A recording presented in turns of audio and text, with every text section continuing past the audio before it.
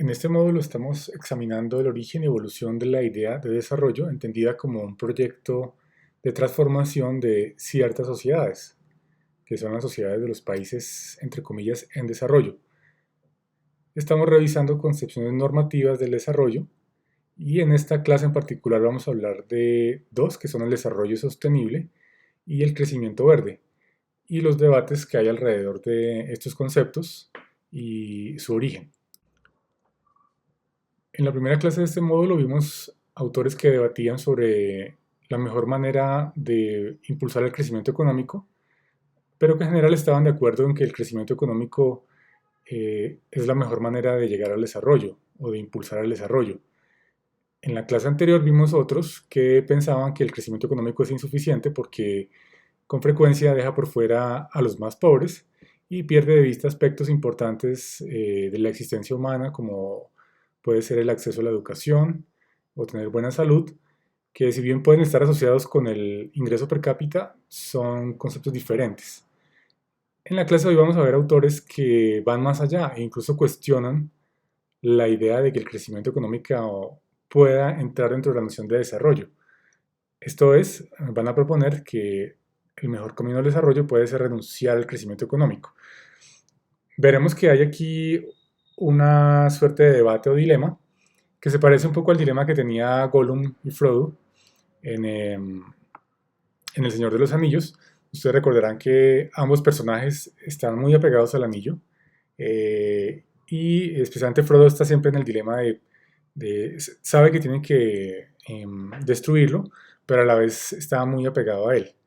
Eh, entonces, esta diapositiva la puse justamente porque me parece que captura gráficamente un poco los debates que ha habido en la economía del desarrollo sobre si el crecimiento habría que abandonarlo o no, y cómo algunos autores, a pesar de que reconocen los problemas que genera el crecimiento en términos ambientales, pues se resisten a abandonar la idea misma de crecimiento económico, pues que hace una idea central en los estudios sobre desarrollo. Para entrar en el tema de hoy, entonces los invito a hacer la primera mini lectura de esta semana, que corresponde a un texto del año 1972 que se titula Los límites del crecimiento. La primera mini lectura nos presenta una síntesis de un libro publicado en 1972 titulado Los límites al crecimiento. Este libro fue inicialmente muy criticado, pero con los años ha ido ganando influencia porque aunque en un comienzo se pensó que era demasiado pesimista sobre la visión del futuro que presentaba, a medida que se ha recogido evidencia sobre el calentamiento global y sus consecuencias, pues se ha visto que de golpe este modelo que parecía pesimista tal vez es en realidad pues cercano a la realidad. Como ustedes ven, el modelo consiste en una proyección hasta el año 2100, o sea, entre este siglo y el anterior, y incluye solamente unas pocas variables que son el consumo de alimentos per cápita, la población, la contaminación, el producto industrial per cápita y el uso de recursos. Es un modelo relativamente sencillo. Lo que hicieron los autores que están en esta diapositiva que ven ustedes en la imagen de la izquierda fue sencillamente, con base en una serie de supuestos, hacer una proyección a largo plazo de qué pasaría con cada una de esas variables. Pues como ustedes ven en la mini lectura en el modelo 1, en el modelo estándar, pues lo que se observa es en algún momento del siglo XXI un colapso en la población, precedido unas décadas antes por un colapso en la contaminación, un agotamiento de recursos y también un agotamiento de los alimentos.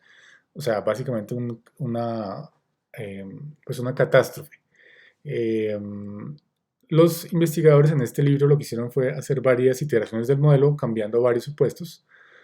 Por ejemplo, hicieron un supuesto en el cual la tecnología avanzaba tan rápidamente que podía reducir los efectos nocivos de la contaminación y a la vez aumentar la productividad agrícola. Y a pesar de eso, encontraron que esto no resolvía el problema, sino sencillamente aplazaba la crisis para un momento posterior. En la figura 2 hay otro modelo en el cual asumen que los recursos del planeta mágicamente se duplican. Hay el doble de agua, petróleo, aire, bosques, etcétera.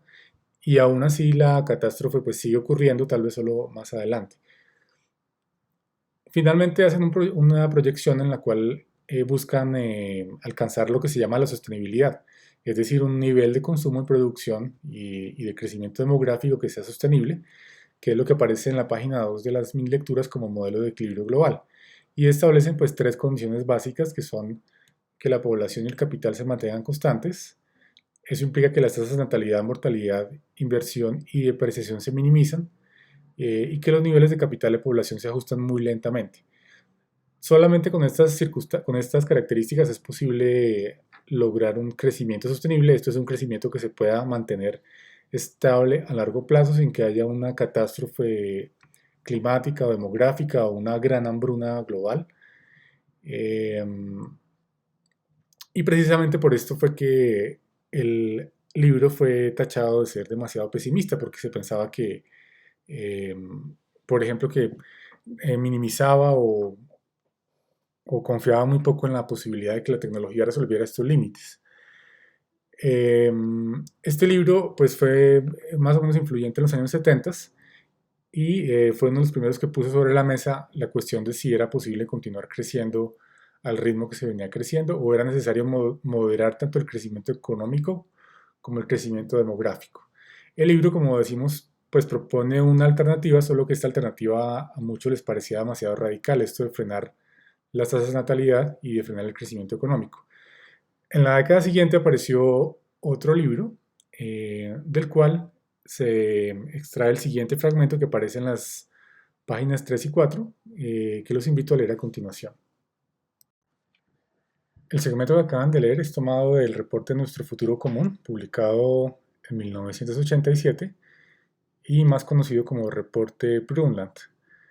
Este reporte fue resultado de una comisión conformada por la ONU y presidida por Gro Brundtland, que la señora que ustedes ven en la diapositiva, ella había sido primera ministra de Noruega y pues fue la encargada de coordinar esta comisión. Esta comisión entonces tiene como su principal logro el acuñar el término desarrollo sostenible y es a partir de este documento que este término desarrollo sostenible pues gana mucho vuelo. Como ven ustedes en la lectura, pues allí se define como una forma de desarrollo que satisface las necesidades de la generación presente sin comprometer la capacidad de las generaciones futuras para satisfacer sus propias necesidades. Esto es, implica que los que estamos ahora en el planeta usamos los recursos del planeta y vivimos en este planeta de manera que no afectamos la habilidad de nuestros hijos, nietos y bisnietos para hacer lo mismo. Les dejamos la misma infraestructura natural, dijéramos, los mismos ríos, la misma calidad de aire, para que ellos también los puedan disfrutar. Hay una parte menos citada que es la que aparece justamente debajo de, de esa primera oración, y es la idea de que es fundamental satisfacer las necesidades de los más pobres, eso es prioritario, y la idea de que hay unas limitaciones, que es justamente la idea que venía del informe que mencionamos anteriormente, el informe de límites al crecimiento. Sin embargo, este reporte es menos pesimista.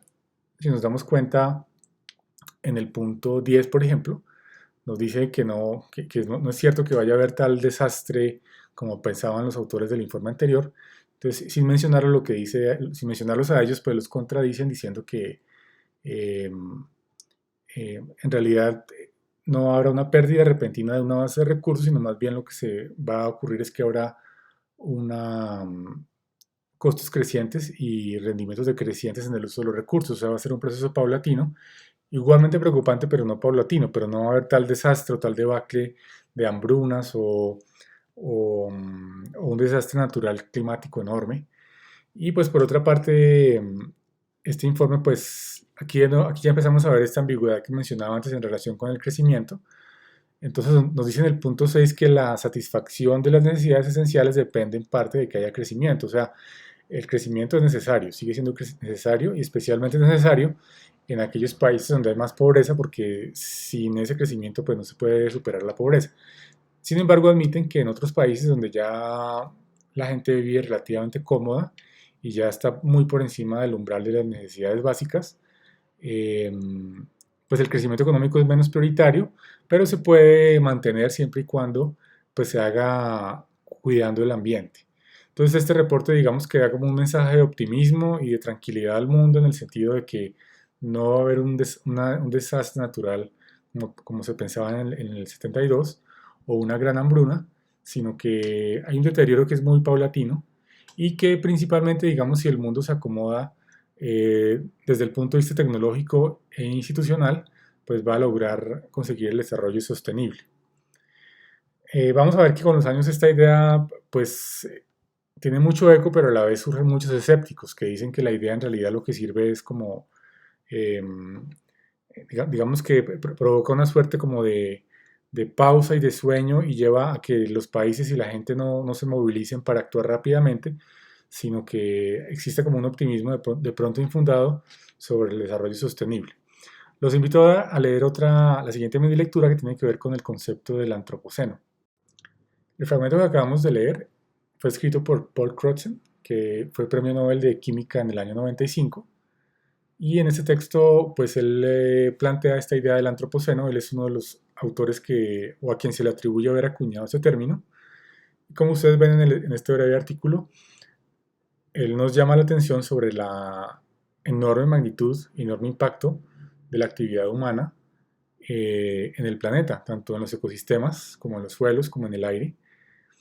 Y justamente propone la idea del antropoceno como una forma de plantear que estamos en una nueva edad geológica. Es decir, el impacto es tan grande que el ser humano ha sido capaz de que el planeta entre en una nueva edad geológica, que sería el antropoceno. Esta idea de la nueva edad geológica ha sido discutida entre los geólogos y justamente en la diapositiva ustedes ven en la parte izquierda la escala geológica que conocemos hasta hoy y según la cual estamos en el Holoceno, y dos alternativas que se han propuesto de cómo entraría el Antropoceno como una nueva edad geológica. Si bien esta idea ha ganado mucho vuelo, los geólogos aún no se ponen de acuerdo sobre cuál sería el marcador, digamos, cuál sería el evento que señala el inicio del Antropoceno. Eh, y hasta ahora el marcador más aceptado estaría en el año 1964, que es un año en el cual concluyeron una serie de pruebas nucleares que se hicieron alrededor del mundo y que dejaron huellas radioactivas que es posible rastrear en todo el planeta. Es decir, si bien estas pruebas no se realizaron en todo el planeta, sí es posible encontrar huellas de estas pruebas alrededor de todo el mundo. Entonces, por eso se ha planteado que el antropoceno debería empezar en el año 1964 y otros autores plantean que este periodo pues se debería denominar la gran aceleración. Vamos a ver en un momento por qué. Cuando decimos que se refieren a las pruebas nucleares, no quiere decir que estas pruebas nucleares hayan sido las que causan todos los fenómenos de cambio climático y ecológico, eh, sino que sirven como un hito para marcar el momento en el cual esos cambios se han acelerado. Relacionado con el concepto de antropoceno está la idea de la gran aceleración. Y una forma de captarla rápidamente es con los gráficos que encuentran en la diapositiva. Estos gráficos vienen de un artículo publicado en 2015 y son una versión actualizada de otro artículo publicado años atrás. Como ustedes pueden ver, aunque los gráficos son muy pequeños, en la parte de izquierda vemos diferentes tendencias de cambio socioeconómico en la población, en el crecimiento del Producto Bruto del planeta, en la inversión extranjera en todo el planeta, en el crecimiento demográfico en las ciudades, el uso de fertilizantes, la construcción de grandes represas, el uso de agua, la producción de papel, el crecimiento del transporte y de las telecomunicaciones. Y como ustedes se pueden dar cuenta, pues en efecto se observa una gran aceleración en los últimos 70 años aproximadamente. En el lado derecho de la diapositiva se observan cambios que están asociados con los que vemos en el lado izquierdo, que son cambios en los ecosistemas y en la atmósfera de los sistemas biofísicos del planeta. Vemos cambios en el volumen de dióxido de carbono, de óxido nítrico, metano y otras variables. Y pues la idea de esto es básicamente que el crecimiento aceleradísimo que hemos tenido en el crecimiento económico sí, desde los 50 y 60, pues a su vez ha provocado un crecimiento muy acelerado en el planeta. Entonces, esto de nuevo ha puesto a sonar alertas sobre cómo un cambio tan rápido pues puede justamente corresponder a lo que preveían los autores del informe de límites al crecimiento. Esto es un crecimiento tan rápido que desequilibra el planeta y puede causar un desastre natural o una hambruna u otros fenómenos, digamos, indeseables. En la siguiente lectura vamos a ver un concepto que es el de crecimiento verde, que es un crecimiento más reciente, perdón, un concepto más reciente que el de desarrollo sostenible, pero que en cierta forma es hijo de ese concepto de desarrollo sostenible y de nuevo busca encontrar un compromiso, un punto intermedio entre cómo conservar el planeta y cómo frenar la destrucción de ecosistemas y el calentamiento climático manteniendo el crecimiento. La lectura que acaban de hacer es mucho más reciente que las anteriores y representa un paso en la misma agenda del desarrollo sostenible con esta idea del crecimiento verde. La idea del crecimiento verde parte de la base de que varios de esos documentos que hemos venido leyendo plantean de cierta forma una disyuntiva entre la conservación de los recursos naturales, la preservación del ambiente, por un lado, y el crecimiento económico, por otro. La idea de crecimiento verde busca romper esta disyuntiva planteando que justamente el camino para proteger los recursos y conservarlos puede ser el crecimiento. Es decir, el crecimiento se puede usar como un motor para esos fines. La manera como se hace implica varios instrumentos. Por una parte, por ejemplo, crear incentivos para que las empresas modernicen sus equipos y empiecen a hacer producción más limpia, y especialmente para que haya más innovación y más inversión en el desarrollo y masificación de las tecnologías limpias. Ejemplos típicos de esto que ya se han probado en otros países como China y Alemania son las inversiones públicas para incentivar la construcción y el avance tecnológico muy rápido de las energías no renovables y en particular de la energía eólica. Este sería un buen ejemplo de crecimiento verde, porque implica que hay negocios que son rentables, que generan utilidades y empleo a través de tecnologías que simultáneamente están contribuyendo a sustituir fuentes no renovables como los combustibles fósiles por fuentes renovables de generación de energía. Entonces, en esa medida el crecimiento verde entonces ha sido muy atractivo porque es una forma de plantear la protección del ambiente sin renunciar al crecimiento económico. Y esa idea, por ejemplo, está en el centro del Green New Deal o Nuevo Trato Verde que ha propuesto la campaña demócrata en las elecciones de 2020.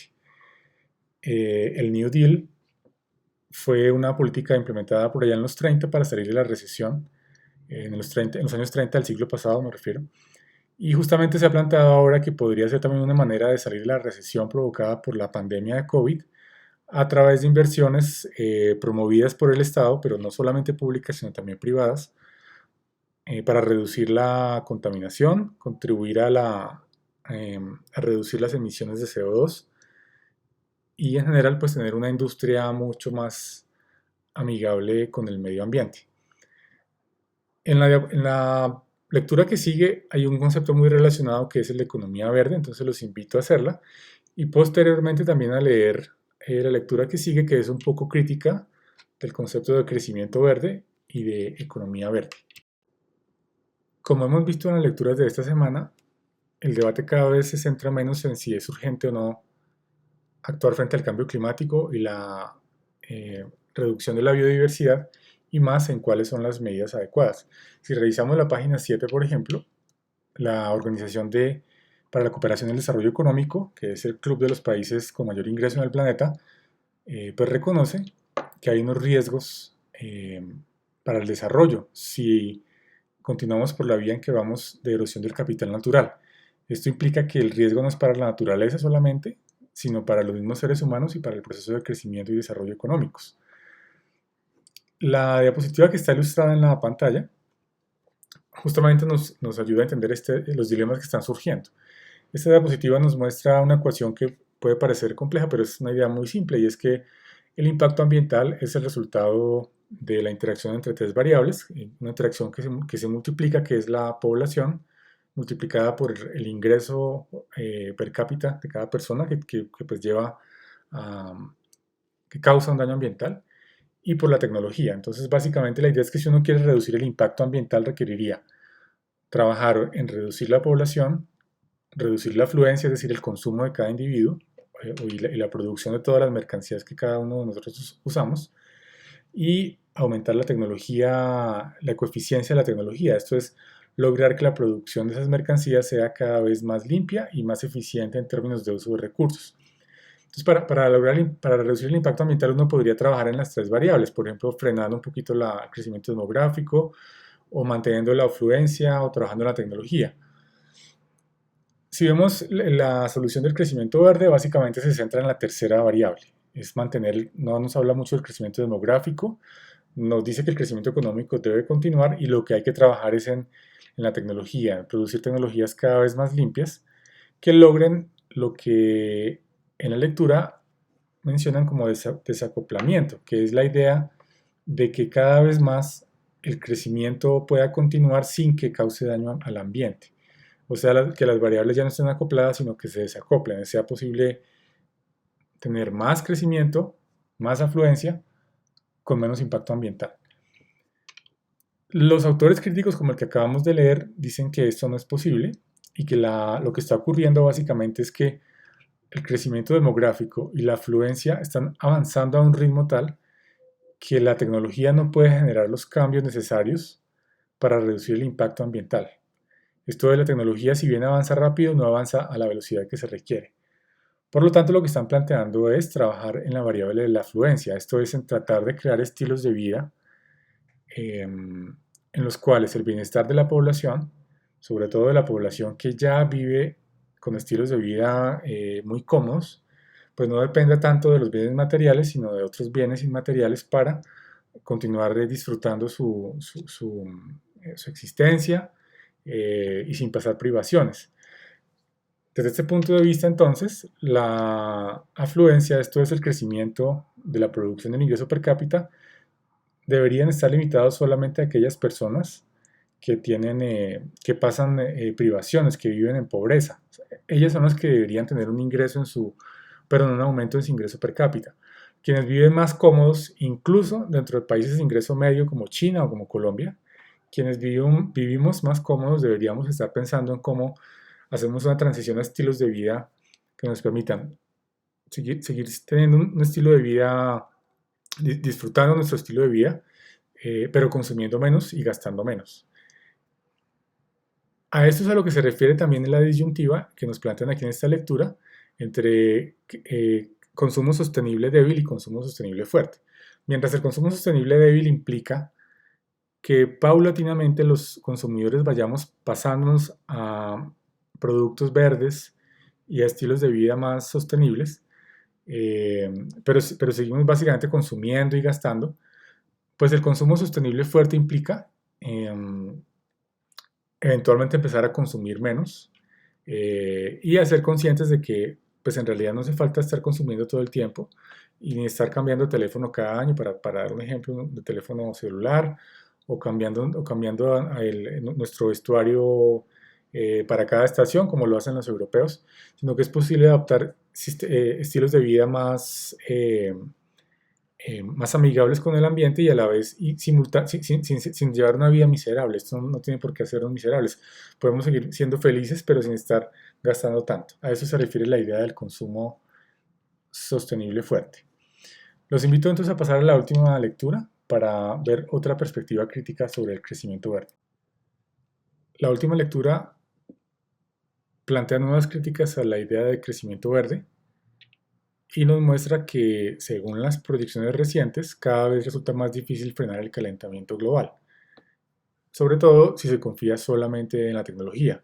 Por eso este autor plantea hacia el final del artículo la importancia de cambiar los estilos de vida y lanza ideas como por ejemplo esta de recortar la semana laboral, especialmente para aquellas personas que ya tenemos un nivel de vida bastante cómodo y que tal vez podríamos continuar viviendo muy cómodas sin necesidad de aumentar nuestro ingreso real año por año. En la diapositiva ustedes observan una gráfica que es elaborada por el mismo autor, Jason Hickel, y allí lo que intenta mostrarnos es cómo la responsabilidad por el cambio climático en realidad no es de todos los seres humanos por igual. En ese sentido, él es uno de los autores que estaría en desacuerdo con la idea de que el antropoceno se llame antropoceno. Antropoceno obviamente se refiere a los seres humanos, pero justamente la gráfica lo que ilustra es que no todos los seres humanos contribuimos por igual. La gráfica lo que ilustra es la contribución excesiva que han hecho algunos países y continentes a las emisiones de CO2 y al cambio climático, eh, por encima de lo que nos correspondería teniendo en cuenta nuestra población. Entonces, como podemos ver, los países del norte global, es decir, los países más desarrollados, pues son responsables de la gran mayoría del cambio climático. Obviamente América Latina y China y otros, pues claro, en términos de emisiones de CO2 hacen una contribución muy importante, pero si pensamos en la población que tenemos, pues nuestra contribución no es tan grande como la de los países como Estados Unidos, Canadá, los de la Unión Europea y Japón. Entonces, esto también nos está indicando que cuando estamos hablando de hacer cambios en los estilos de vida para que sean más sostenibles, pues no le corresponde una tarea igual a todos los países. Hay países que pueden hacer mayores aportes que otros. Y por otro lado, pues obviamente no sería justo pedirle a alguien, por ejemplo, en un país africano que vive muy limitado, pues pedirle que viva de manera más austera. No sería lógico, sería un poco descarado. Bien, de esta manera llegamos al final de las lecturas de esta semana. Y como vemos, volviendo a la imagen que presenté inicialmente, pues aquí encontramos diferentes puntos de vista sobre la relación entre crecimiento y el deterioro ambiental, y encontramos pues algunos autores que están planteando no renunciar por completo al crecimiento económico, pero sí dejarlo como una puerta para mejorar el bienestar solamente de aquellas personas que pasan mayores necesidades. Vemos así como, comparado con las ideas de la primera clase de este módulo, pues ya hay una visión mucho más escéptica en relación con el crecimiento económico. Nos vemos en la próxima clase.